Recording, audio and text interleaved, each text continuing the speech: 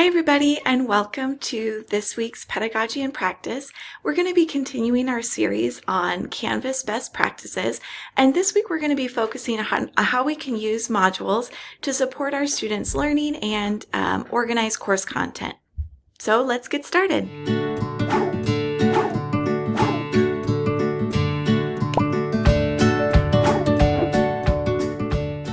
So this week we're going to be focusing on a Canvas best practice, which is using modules. Modules can be a really powerful tool that we can use to create a better experience for our students when they're using our Canvas course. So there are many benefits of modules. The first one is it really helps keep students organized. When we create modules in our course and we organize them based on themes or weeks in the semester, it becomes really clear for students what they need to do that week. It also helps to clarify navigation. If we make sure that we have all the information students need within a module, then they won't have to go looking in the quizzes or assignments for what they need to do that week. It also really helps create a sense of consistency, and this helps our students as they create a habit and a routine of how they can navigate our course throughout the semester. And finally, it reduces cognitive load as students don't need to spend extra time and energy and brain power on trying to figure out where things are in our course, and it helps them save that cognitive load to really focus on our course.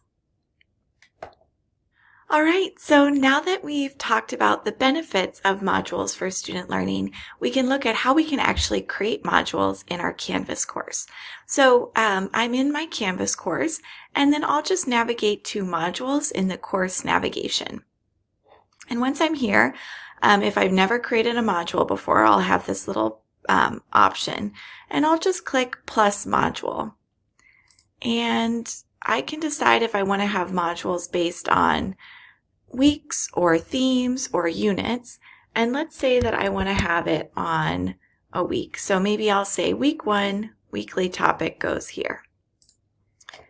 And now I have my module. I can add my module for week 2 to keep it consistent so that students know what to expect. And then I'm going to start populating everything in week 1.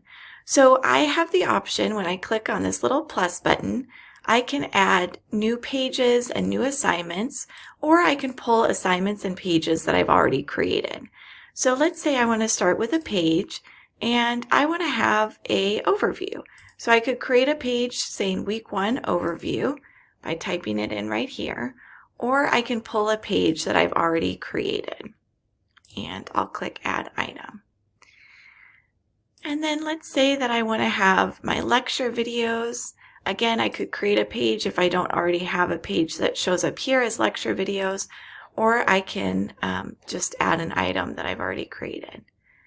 And then I'll have the reading, so I'll add week 1 reading, and of course a wrap-up.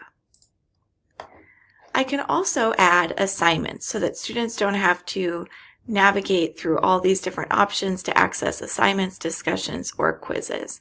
So I'll just go to this little plus button and I'll click add and select from the drop-down menu an assignment.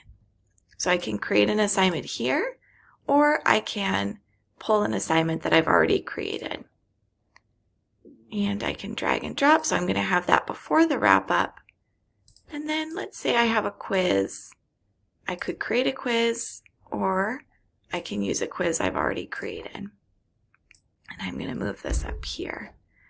And then finally, let's say I have a discussion. Again, I can create a topic, or I can add my own that I already created. And so now you can see here I have my week 1 built out, and so students will be able to easily access everything that they need for that whole week by simply going to this module.